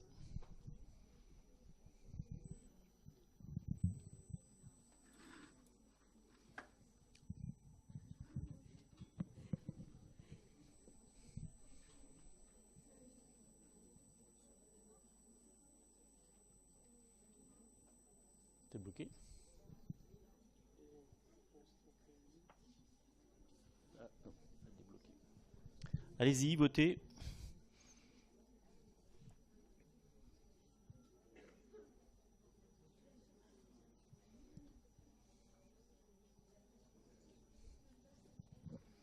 Bien. Donc la bonne réponse, d'une manière majoritaire, c'est 75% de l'amoxicilline. C'est la bonne réponse. Le traitement de référence des infections à streptocoque du groupe A, c'est l'amoxicilline, à l'inverse de ce qu'on a vu pour les staphylocoques dorés. Il n'y a aucune souche dans le monde, qui est résistante à la pénicilline G ou à l'amoxicilline des streptocoques du groupe A. Donc c'est le traitement de référence. Pour Amox acide clavulanique, ce n'est pas une faute médicale dans le sens où votre patient va être bien traité grâce à l'amoxicilline, mais il n'y a aucune indication sur un streptocoque du groupe A de mettre de l'amoxicilline combinée avec de l'acide clavulanique, car les streptocoques du groupe A ne produisent jamais de pénicillinase. Ok, donc on ne veut pas voir, lorsqu'il y a vraiment une infection à streptocoque du groupe A, un traitement, il n'y a que du streptocoque du groupe A. On ne veut pas voir Amox acide clavulanique car ça ne sert à rien et ça sélectionne des bactéries résistantes. Pénicilline du groupe M, la réponse était bien entendu non, puisque la pénicilline du groupe M, c'est le traitement des références des infections à staphylocoque et non pas à streptocoque. Alors la ceftriaxone, sur le plan également thérapeutique, votre patient, si vous mettez un patient sur ceftriaxone, il sera bien traité, dans le sens où les C3G ont une très bonne activité sur le streptocoque du groupe A, mais c'est un spectre qui est beaucoup plus large que l'amoxicilline. Donc, certes, le patient sera traité, mais ce n'est pas l'antibiothérapie de première intention. Et enfin, la ciprofloxacine, la réponse est non. La ciprofloxacine est une fluoroquinolone qui a une activité contre les bacilles à Gram négatifs, entérobactéries et bacilles pyocyaniques, et pas sur les streptocoques du groupe A. Donc la réponse amoxicilline seule. Alors, les messages forts pour le traitement des résipelles, en gros... Oui. Il faut toucher. En gros, c'est un peu comme, vous verrez des patients qui ont de l'emphysème sous-cutané, par exemple après des traumatismes, des AVP, il suffit qu'il y ait par exemple une brèche œsophagienne ou trachéale pour qu'il y ait de l'air qui passe en sous-cutané. Tu en as palpé une fois dans ta vie, tu n'oublies jamais. Tu as vraiment l'impression de marcher sur de la neige. Tu sens vraiment, tu as l'impression d'entendre une crépitation. Donc il faut vraiment toucher pour l'hypoesthésie, pour la crépitation. Donc il y a pas, en dehors de la gale, il n'y a pas beaucoup de choses qu'il ne faut pas toucher en médecine. Hein. C'est comme l'hygiène, c'est un truc, ça revient toujours. Touchez vos patients, vous trouverez plein de choses que vous ne trouverez pas quand vous ne les touchez pas. Donc les messages forts du traitement de l'érysipèle. Donc en gros, il faudra cibler le streptoa, et comme vous l'a dit Jean-Luc, c'est toujours sensible au bêta-lactamine et à l'amoxicilline. Donc il y aura à la fois une première question qu'il faudra se poser, est-ce que ce patient doit être hospitalisé? Tous les érysipèles ne doivent pas être à l'hôpital, heureusement. Donc le fait que le patient ait des signes généraux importants, le fait que l'atteinte locale soit étendue avec un décollement important qui fait craindre que l'évolution puisse être défavorable. Les comorbidités ou le contexte social, un patient qui a une cardiopathie qui décompense, un diabète qui se déséquilibre à cause de l'infection doit être à l'hôpital. Et dans tous les cas, il faudra que le patient se repose au lit. Le fait que le patient soit horizontal va jouer un rôle très important dans la guérison au niveau des signes inflammatoires locaux. Et si le patient a d'autres facteurs de risque de thrombose, il faudra une anticoagulation préventive.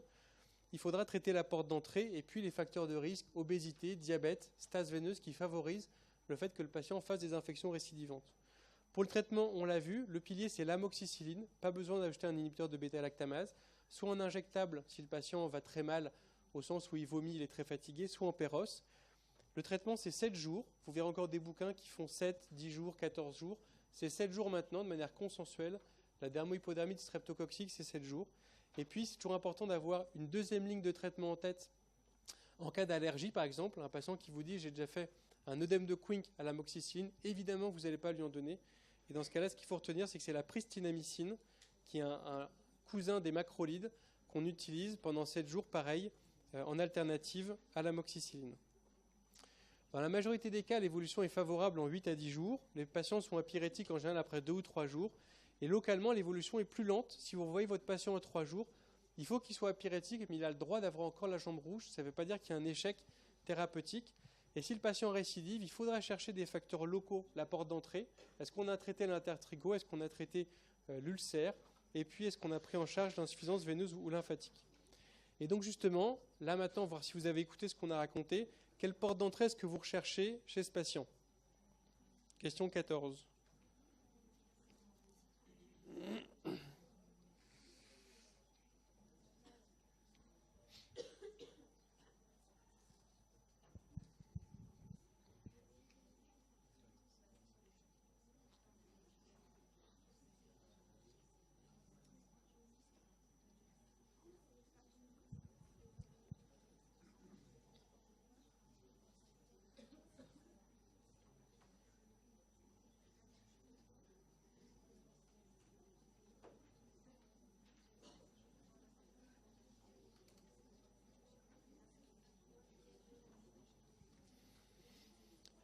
Ok. Ouais, globalement, c'est très bien. Alors, les deux messages forts, c'est que intertrigo et plaie cutanée ressortent, et ça, c'est vraiment fondamental. Le fait d'avoir une lésion comme un intertrigo va favoriser le passage de la bactérie.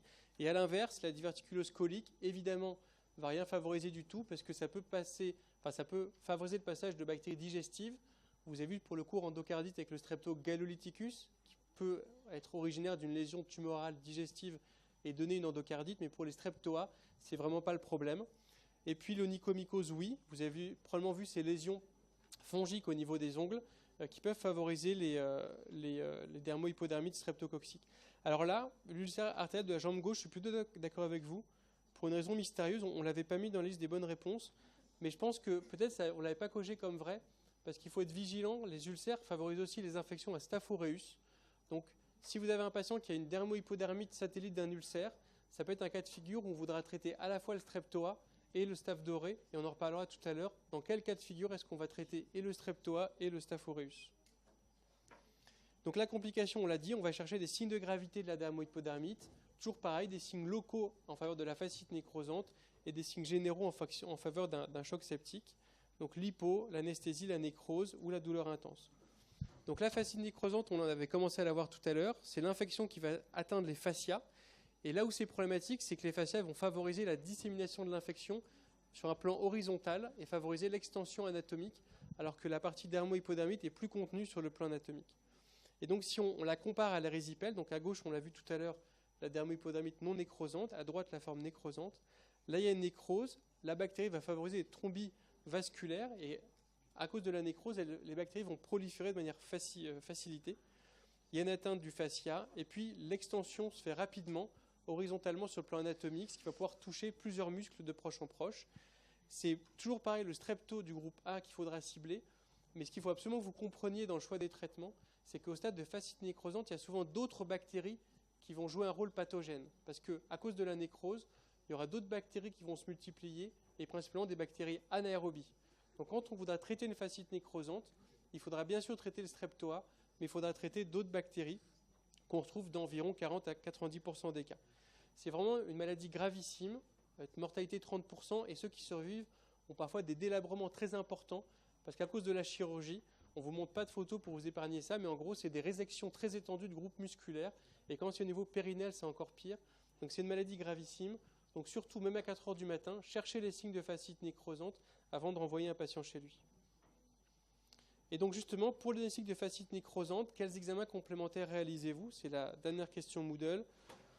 Imagerie du membre, scanner ou IRM, EMOC, prélèvement d'une bulle, CPK, donc créatinine phosphokinase, l'enzyme musculaire, et dosage du lactate.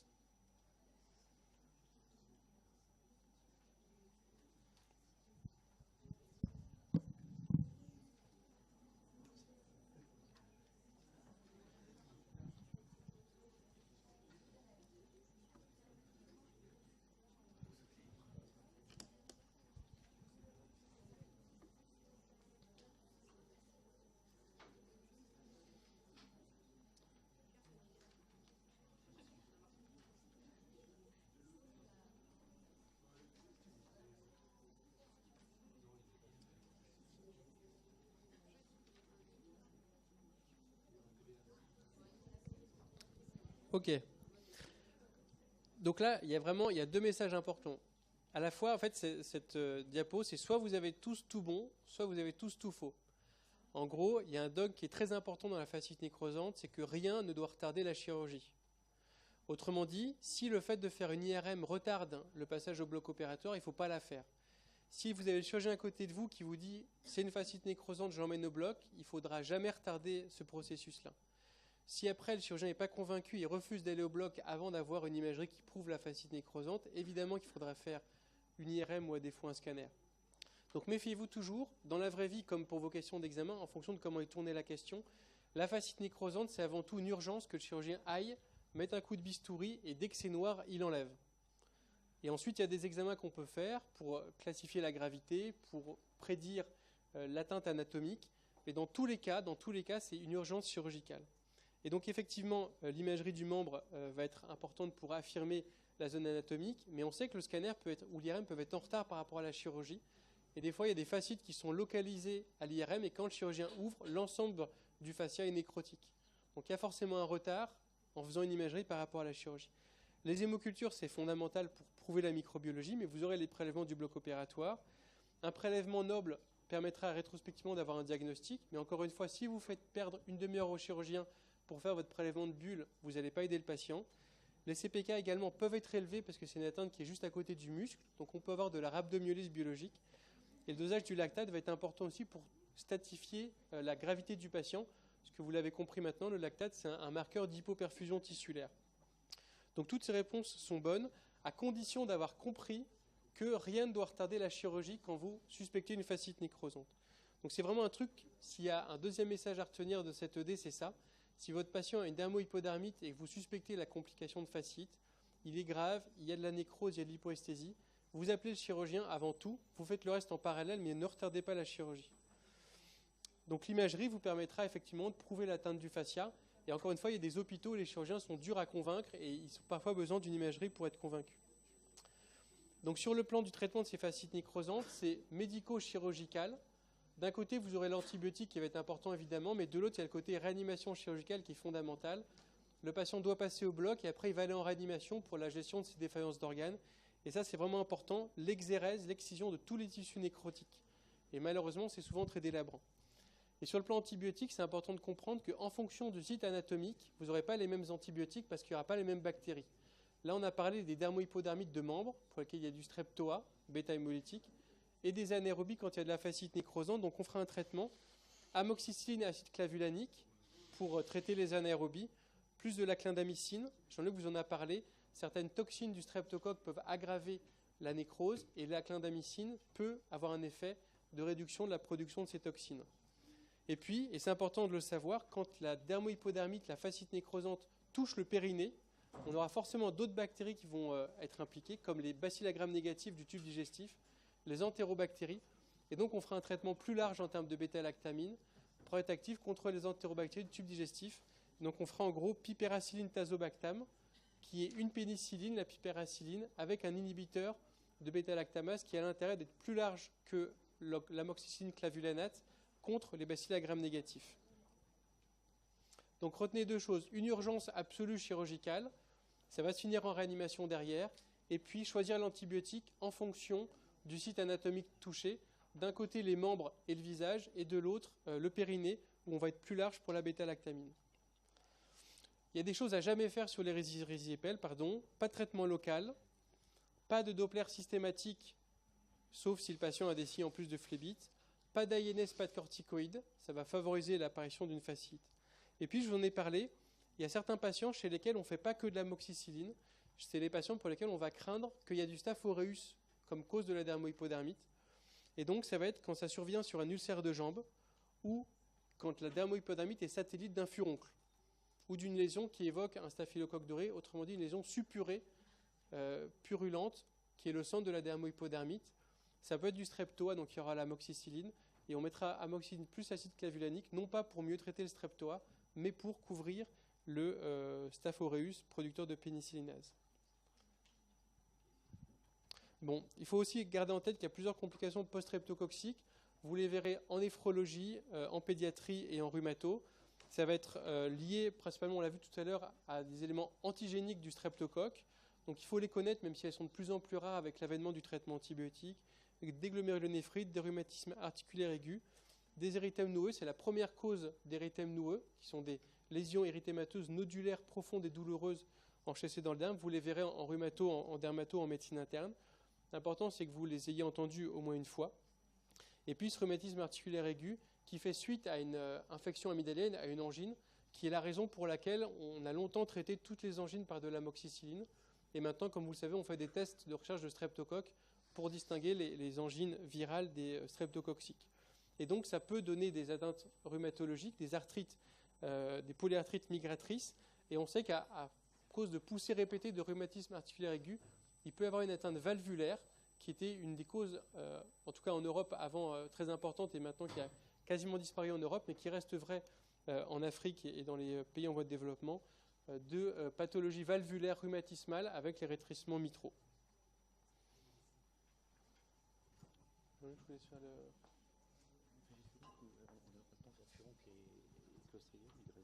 Oui, il reste 10 minutes, ouais. Ouais. Vous pouvez Alors, il reste deux entités importantes, ouais.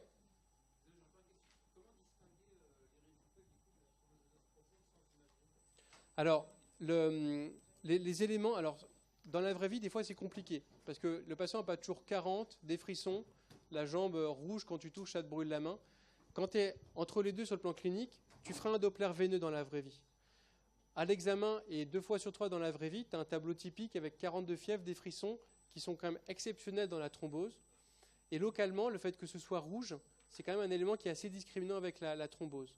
Et l'autre élément, qui pareil, sur le papier est facile, qui est la perte du ballon du mollet.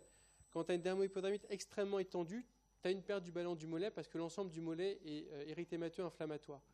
Donc en gros, dans la vraie vie comme pour l'examen, si tu as un doute, tu fais le Doppler veineux. Et si tu as une forme typique, tu ne fais pas le Doppler veineux.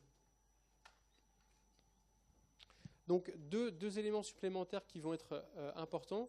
Alors l'impétigo, c'est vraiment important de le connaître. Vous le reverrez en pédiatrie parce que c'est une maladie extrêmement fréquente. C'est là encore une infection superficielle causée par Staph aureus, le plus souvent. Dans un tiers des cas, c'est du streptoa. C'est vraiment une maladie de ville pédiatrique. C'est un truc que vous verrez beaucoup en consultation de pédiatrie. C'est extrêmement contagieux et ça va être caractérisé par une atteinte qui est très superficielle. On dit que c'est une dermoépidermite. Donc c'est quelque chose de très superficiel. Et sur le plan clinique, ça va être des vésicules. On ne le voit pas très bien sur la photo, mais il y a un aspect qui peut même faire croire à un herpès sur le caractère vésiculeux. Ça peut être bulleux, et puis ça va être ulcéré et ça va suinter. Et l'élément important, c'est que ça va évoluer vers la croûte avec un aspect jaunâtre de la croûte, ce qu'on appelle la croûte mélicérique, qui va faire évoquer l'infection à Staph aureus. Et il peut y avoir un ganglion satellite du fait de la pullulation de la bactérie. Il y a des formes particulières. Ça peut être un ectyma qui va être une forme extensive qui va évoluer vers de la nécrose. Et ça touche les patients immunodéprimés. On le voit rarement en ville et c'est plutôt des situations qu'on voit en situation d'hématologie. Et puis l'autre chose qui est extrêmement fréquente, où que vous soyez, c'est le fait qu'il y ait une lésion cutanée primitive, de l'eczéma, de la gale, de la varicelle, qui sympétigénise. Et ça veut dire qu'il y a un staph doré qui est venu coloniser la lésion cutanée. Et le patient raconte bien une poussée d'herpès avec des vésicules qui sont un peu inflammatoires, mais qui ne sont pas mélissériques, qui ne sont pas suintantes. Et secondairement, il va y avoir un érythème et ça va être recouvert d'une croûte jaunâtre sale. Et puis, il y a une forme rare chez le nourrisson qui est l'impétigo bulleux staphylococcique avec des bulles et un aspect mélissérique des croûtes. Donc, il peut y avoir des complications locales et générales, un peu comme ce qu'on peut avoir pour les infections causées avec des furoncles, en fonction de la manipulation et de l'atteinte anatomique. Les enfants doivent être retirés de l'école, des antiseptiques, pas de pommade corticoïde. Et si l'atteinte est étendue sur le plan anatomique, alors là, c'est des critères de surface corporelle plus de 2% et plus de 5 sites, il faudra traiter. Et on les traite un peu comme une dermohypodermite, 7 jours de traitement, sauf que là, on veut couvrir le Staph aureus et donc on fera amoxicilline plus acide clavulanique. Et puis les mesures d'hygiène qui correspondent exactement à ce qu'on a vu pour les mesures d'hygiène pour les furonculoses.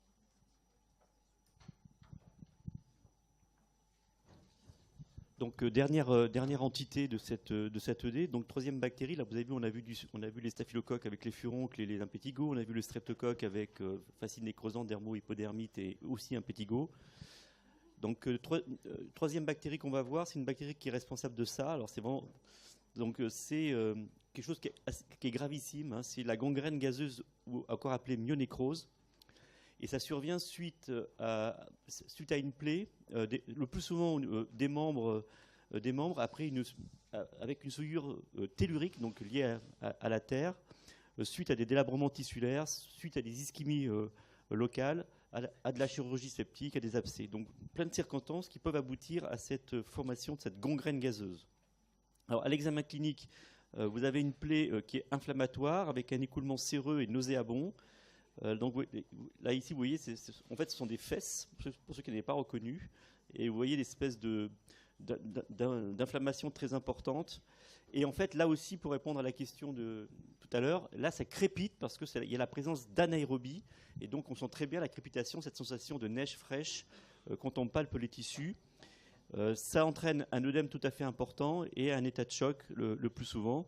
Et là, le traitement, il est comme pour la fascite nécrosante dont on vous a parlé, David. Le traitement, il est avant tout réanimatoire, antibiothérapie et chirurgie. C'est vraiment les trois choses importantes. Il faut réanimer le patient, il faut l'opérer et il faut lui donner des antibiotiques auxquels on peut associer un traitement par caisson hyperbare. Comme ce sont des anaérobies, ils ne vont pas supporter l'oxygène et donc on met les patients dans des conditions où il y a un excès d'oxygène et l'arrière-pensée, c'est de tuer ces fameuses bactéries anaérobies. Alors voilà, à quoi c'est dû ? C'est lié à Clostridium perfringens. Clostridium perfringens, cet aspect-là au gramme, hein, c'est un bacille à gramme positif. Vous voyez, c'est violet, c'est un bacille puisque ça forme des petits bâtonnets que vous voyez ici sur cette diapositive. Alors Clostridium perfringens, donc ça a la particularité de sporuler, donc de faire des spores. C'est une bactérie qui est une bactérie anaérobie stricte. Donc c'est pour ça que dans ce genre de circonstances, il faut faire des hémocultures aérobies certes, mais également anaérobies pour pouvoir isoler ce Clostridium. Et sa culture ne se fait qu'en atmosphère privée d'oxygène, donc en anaérobiose. Et perfringens, c'est comme le streptocoque, c'est très sensible à la pénicilline ou à l'amoxicilline. Donc ça ne pose pas de problème de résistance aux antibiotiques. C'est vraiment un problème il faut vite tuer la bactérie.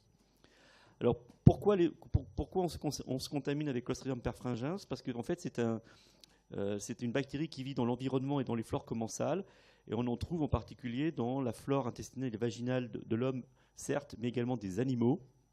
Alors, perfringens, pour ceux qui aiment la littérature un peu ancienne, hein, c'est les fameuses femmes qui faisaient des avortements à l'aiguille et qui mouraient d'infections liées à Clostridium perfringens sur des aiguilles à tricoter non aseptisées. Voilà. En termes de pouvoir pathogène, donc on a vu chez l'homme, ça donne des gangrènes gazeuses post-traumatiques, comme on a vu sur la photo, et puis chez les animaux, ça donne également des entérites nécrosantes. Et chez l'homme, si vous ingérez un aliment qui est contaminé avec du Clostridium perfringens, eh bien, ça peut également donner, comme pour le staphylocoque, des infections alimentaires bénignes. Alors, en termes de physiopathologie, donc ça se multiplie dans des tissus lésés ischémiques. Ischémique, ça veut dire quoi ? Ça veut dire privé d'oxygène, ça va favoriser donc cette bactérie anaérobie. C'est une bactérie qui forme des spores au niveau d'une plaie, d'un escarre, d'un avortement traumatique. Rappelez-vous ce que je viens de vous raconter sur les aiguilles à tricoter, ou dans l'intestin de l'homme ou des animaux. Et puis ça produit un certain nombre de toxines. Alors, vous voyez un autre exemple de ce que ça peut donner. Hein, c'est une infection d'un pied. Vous voyez, c'est tout nécrotique, tout noirâtre, tout pas beau, quoi. Donc les circonstances où on le rencontre, donc les post-traumatiques, et ça c'est vraiment une bactérie qu'il faut savoir évoquer sur un polytraumatisé de la route qui vient, qui a eu en contact avec le béton ou avec la terre. Et donc c'est vraiment une bactérie qu'il faut évoquer lorsqu'il y a une surinfection chez un polytraumatisé. Fort heureusement maintenant c'est devenu beaucoup plus rare sur les avortements traumatiques. Et puis il y a des formes aussi associées à des cancers coliques, parce que par Fringins, on peut en avoir dans le tube digestif, et bon, il y a des patients qui peuvent faire des infections sur des cancers coliques. Alors comment on fait le diagnostic? C'est relativement simple, c'est une bactérie qui pousse assez bien à condition de respecter les conditions d'anaérobiose. Et bien, à chaque fois qu'il y a du pus, vous savez qu'il faut les prélever, donc on prélève le pus à la seringue. Il faut vraiment boucher la seringue tout de suite pour qu'il soit à l'abri de l'atmosphère, pour garder le conditionnement d'anaérobiose. Et puis dans des biopsies et, bien entendu, dans les hémocultures qui vont pousser en anaérobie.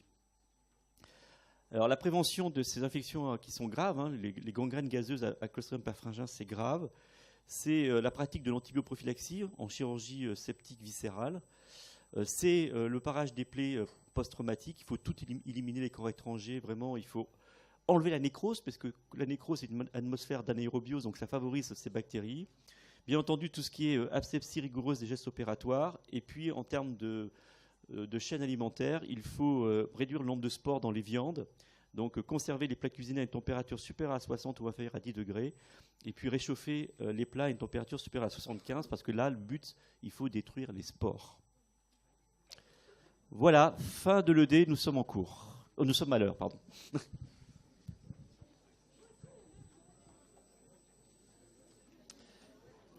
Alors, merci. Donc, je vais faire apparaître le contrôle continu, un message, comme c'est la dernière séance, comme le chantait Eddie Mitchell. Il va y avoir, à la fin de l'UE14, quand vous aurez passé votre examen, on vous enverra une proposition de participer à une évaluation de l'UE14. N'hésitez pas à répondre au maximum, c'est comme ça qu'on peut améliorer les choses. Les choses que vous verriez différemment, si vous voulez qu'il y ait plus de cours avec des trucs interactifs, dites-le, parce que c'est comme ça qu'on pourra convaincre les autres enseignants d'en faire. Donc n'hésitez pas à vous exprimer. Et voilà.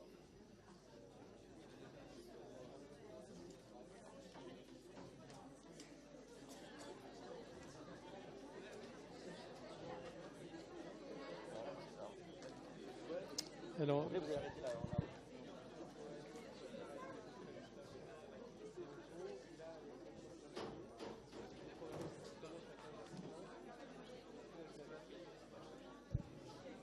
donc là, normalement, le contrôle continu devrait être visible. Et en théorie, vous pouvez commencer à répondre à partir de 15h30. Et donc,